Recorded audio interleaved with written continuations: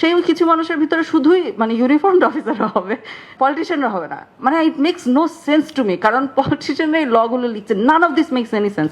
যে কোনো ক্রাইমের জন্য ওয়ারেন্টবিহীনভাবে অ্যারেস্ট করতে পারবে। তো এরপরে আমাকে একজন অফিসার যোগাযোগ করেছিল পুলিশের, উনি যোগাযোগ করে বলছে যে মানে ম্যাডাম আমরা তো এমনি এগুলো হালাল হওয়ার আগেই যা করেছি, এগুলো হালাল হওয়ার পর আমরা কি করব।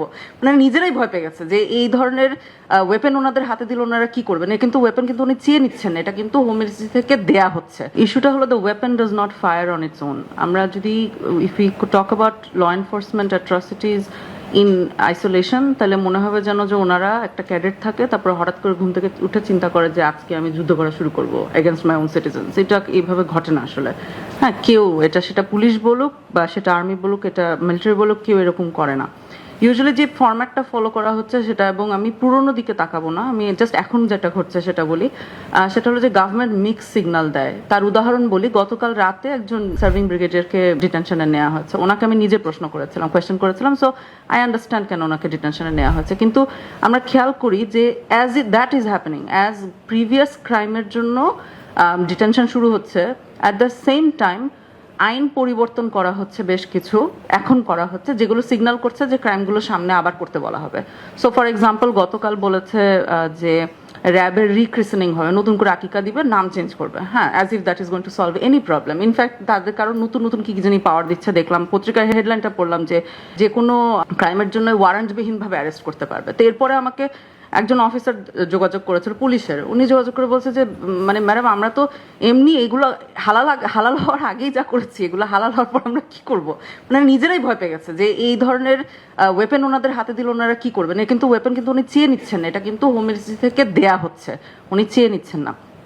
সিমিলারলি যেই দুটো আইন বানানো হচ্ছে, মানবাধিকার কমিশন আইন এবং গুম প্রতিরোধ আইন, দুটোতেই এমনভাবে লেখা হয়েছে যাতে ইট ইজ এনশিওর্ড যে ক্রাইমটা ডেফিনিশনলি থাকবে, কিন্তু ওই ক্রাইমের তদন্ত হওয়া সিম্পলি পসিবল না। কারণ তদন্তের সিস্টেমটা যেটা করছে সেটা হলো যে যেই বাহিনী দোষী, মানে যেই বাহিনীর অভিযুক্ত বাহিনী, অর্থাৎ যার বিরুদ্ধে অভিযোগ এসেছে, তার প্রধানকে বলা হবে তুমি একটু নিজেকে প্লিজ ইনভেস্টিগেট করে দাও। হ্যাঁ, তো ওটা লেখার সময় ইটস ফার্সিক্যাল, লেখার সময় বোঝা যাচ্ছে কোনো প্ল্যান না ইনভেস্টিগেশনের, তাই না?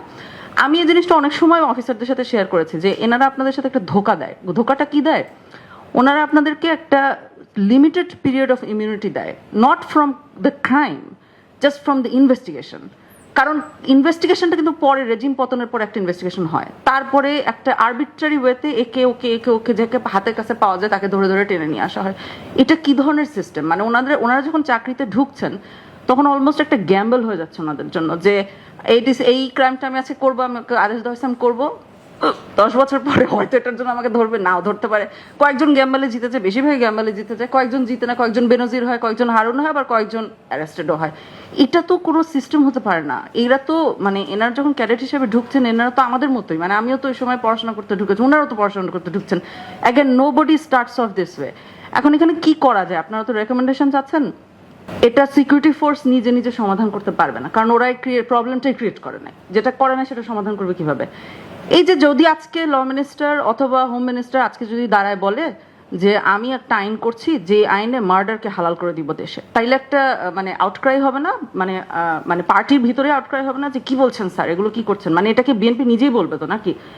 তো উনি যখন এই যে 3-4টা ল যখন এখন বলছে, এটা তো আসলে একই জিনিসই বলছে। উনি যখন বলছে মানবাধিকার কমিশন ইনভেস্টিগেট করতে পারবে না, গুমের আসলে ইনভেস্টিগেশন হওয়া সম্ভব না প্র্যাকটিক্যালি। আমি বুঝছি কাগজে কলমে দিচ্ছে, কিন্তু প্র্যাকটিক্যালি এটা পসিবল না যেভাবে লেখা হচ্ছে। এবং তৃতীয়ত হলো গিয়ে যে র্যাবের যে নতুন আকিকা হচ্ছে, এই তিনটা যখন দিচ্ছে তখন কি আমরা বুঝতে পারছি না এটা কোন দিকে যাচ্ছে? মানে এটার ইন্ডিকেশনটা তো ইমিডিয়েটলি পড়া যাচ্ছে। ওই আউটক্রাইটা কই? মানে এবং এই আউটক্রাইটা আসলে বলা সহজ যে অপোজিশনের কাছ থেকে আসা উচিত, ভালো কথা। এখন আসুক আর না আসুক, এসেছে। ইন ফেয়ারনেস, ওই দুটো আইনের বিষয়ে সংসদ অপোজিশন প্রোটেস্ট করেছে, এবং এটা সত্যি যে বিএনপি নিজের এমপিরাও প্রোটেস্ট করেছে।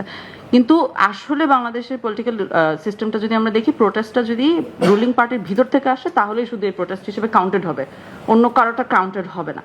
তো রুলিং পার্টির ভিতরের প্রোটেস্টটা কই? কাজ এই 3টে আইনের ক্ষেত্রে স্পেসিফিক্যালি বলছি, এই 3টে অন্য অনেকগুলো থাকবে, কিন্তু আমি জাস্ট 3টের কথা বলছি।